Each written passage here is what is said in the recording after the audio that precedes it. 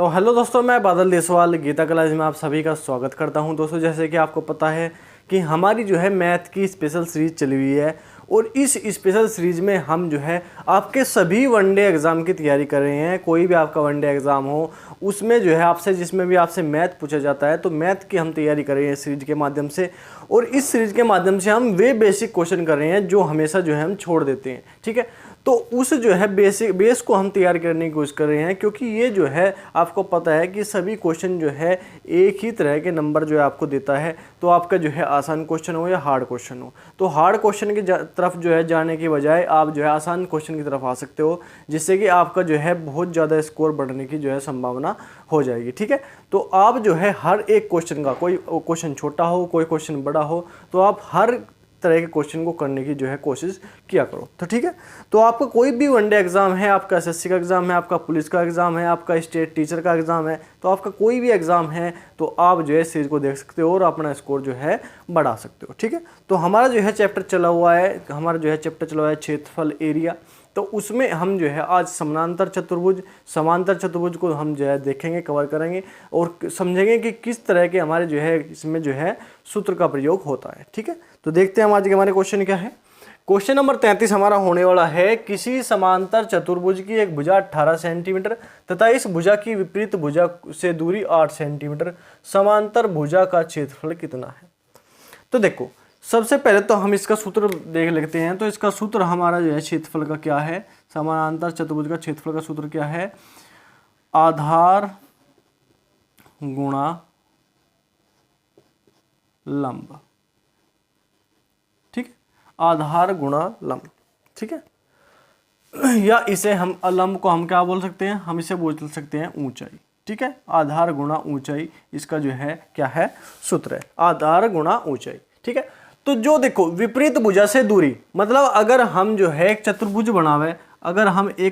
बनावे, ठीक है, अगर हमने एक चतुर्भुज बनाया तो ये जो उसकी इससे जो है इसकी दूरी जो है वो क्या हो जाएगा, ये इसकी ऊंचाई हो जाएगी। तो इसी प्रकार जब दो भुजाओं के बीच की दूरी की बात आती है तो हमारी क्या होती है, वो हमारी ऊंचाई होती है। ठीक है, तो हमें क्या करना, एक भुजा हमारी कितनी है 18 है और दूसरी भुजा से जो है बीच की दूरी, जो एक भुजा से दूसरी भुजा के बीच की दूरी है वो कितनी है 8 सेंटीमीटर है। तो गुणा कर देंगे, 8 8 64 का 4 कहाँ से लगे 6, 8 का 8 6 14, 144 वर्ग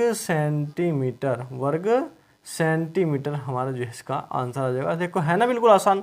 तो अगर हमें फॉर्मूला पता है, अगर हमारे पास सूत्र है हमें याद, तो हम जो है इन क्वेश्चनों को बिल्कुल आसानी से कर सकते हैं।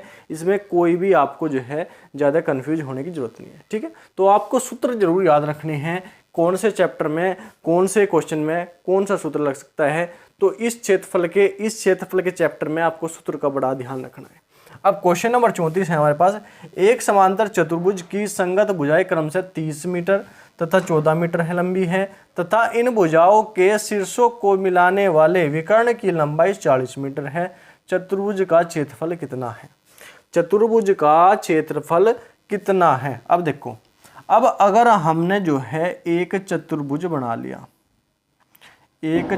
हमने बना लिया, ठीक है, एक चतुर्भुज हम बना लेते हैं, एक चतुर्भुज हमने बना लिया ये वाला। ठीक है, ये वाला चतुर्भुज हमने एक बना लिया, इसकी जो है, ठीक है। अब देखो, ये इसने कहा कि एक भुजा की लंबाई 30 मीटर है, मतलब जो है इसकी अधिक है, तो अधिक बना देते हैं। 1 सेकंड, 30 मीटर है, ये 30 मीटर है,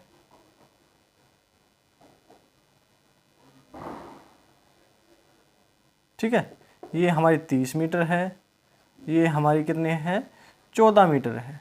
ठीक है, 14 मीटर है। उसने कहा कि इनके शीर्षों को मिलाने वाली जो भुजा है वो कितनी है, वो है 40 मीटर। तो अगर हमें जो है तीनों भुजा, देखो ये भी त्रिभुज बराबर है, ये त्रिभुज इसके बराबर है, बिल्कुल ये त्रिभुज इसके बिल्कुल बराबर है। ठीक है, तो हमारे पास एक त्रिभुज है और जिसकी तीनों भुजा हमें ज्ञात है, तीनों भुजा ज्ञात है तो हम कैसे त्रिभुज वो इसका क्षेत्रफल निकालेंगे, त्रिभुज का क्षेत्रफल, त्रिभुज का हम क्षेत्रफल निकालेंगे एस से। तो एस बराबर हमारा क्या होता है, एस बराबर होता है तीनों भुजाओं का योग 30 + 40 प्लस कितना 14 और बटे के कितना 2। तो ये कितना हो जाएगा, ये हो जाएगा 84/2। तो ये कितना आ जाएगा हमारा, आ जाएगा ये 42 मीटर। ठीक।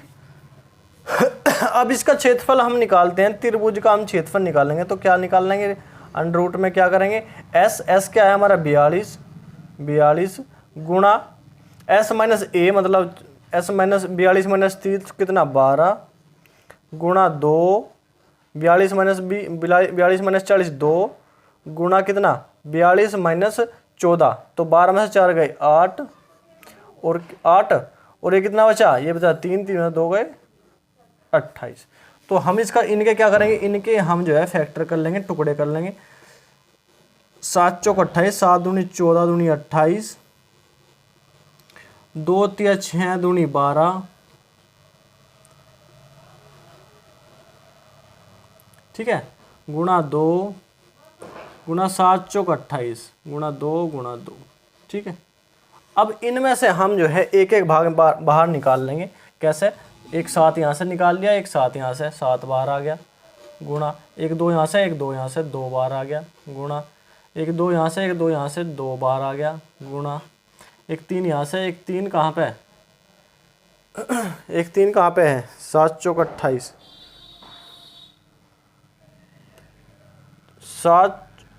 7 दूनी 14 दूनी 28 3 42, 14 42 गुणा 3, एक 3 यहाँ से, ठीक है, और एक 2 यहाँ से, एक 2 यहाँ से, गुणा 2 और एक 2 यहाँ से, एक 2 यहाँ से।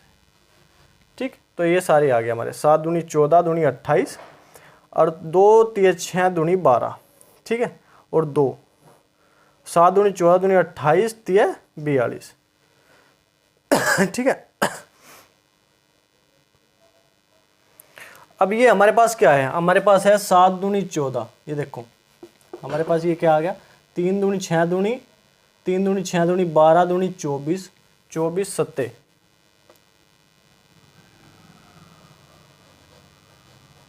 7 चौक 28 का 8 कहाँ से लगे 2, 7 दूनी 14 और 2 16, 168 हमारे पास क्या आ गया, ये आ गया हमारे पास 168 मीटर स्क्वायर। ठीक है, एक त्रिभुज का क्षेत्रफल। लेकिन जब 168 मीटर इसका क्षेत्रफल है तो 168 ही इसका क्षेत्रफल होगा। तो 168 गुणा 168 कितना हो जाएगा, 168 की गुणा कर देंगे 2 में, 2 8 16 का 6 कहाँ से लगे 1, 2 6 12 और 1 13 का 3 कहाँ से लगे 1, 2 1 2 और 1 136 मीटर स्क्वायर हमारा जो है इसका क्या आ जाएगा, पूरे चतुर्भुज का क्षेत्रफल आ जाएगा।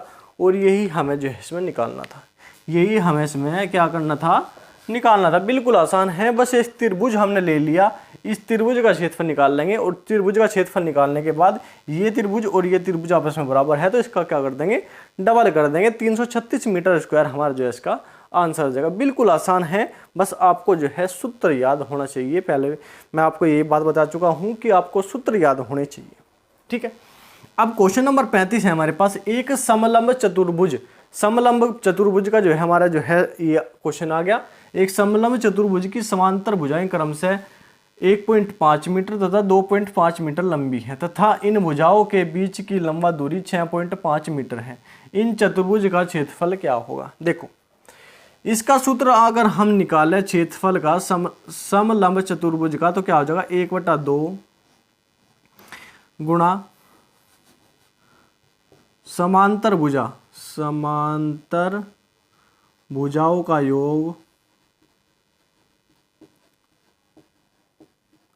योग और गुणा क्या, बीच की दूरी।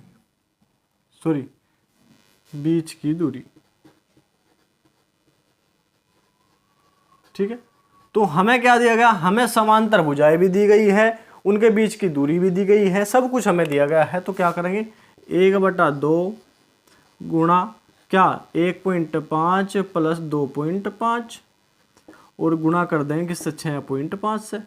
ठीक है, तो ये जोड़ा कितना आ जाएगा, हमारा आ जाएगा 4, 1.5 गुणा 2.5 कितना होता है 4, तो गुणा 4 और गुणा 6.5, तो ये काट दो 2 से 2, ये 10 दशमलव टांगे तो 10 नीचे लगा देंगे, ठीक है। अब ये 2 से काट दो 5 बार और 5 से काट दो 13 पंजे 65, 13 बार, तो ये कितना आ जाएगा 13 कितना मीटर स्क्वायर।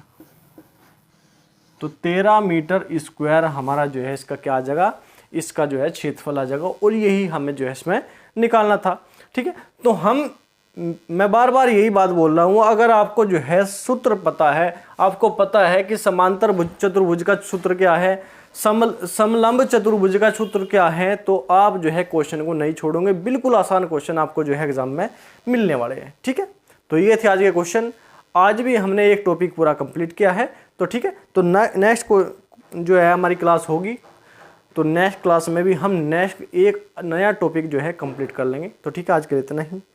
तो लास्ट में सबको जो है दीपावली की हार्दिक शुभकामनाएं। अच्छे से आप जो है दिए जलाइए, पटाखे पटकाइए, कोई भी जो है आपको जो है दिक्कत लेने की जरूरत नहीं है। आपका जो भी एग्जाम है, आपकी तैयारी बहुत अच्छी है, ठीक है। धन्यवाद, जय हिंद।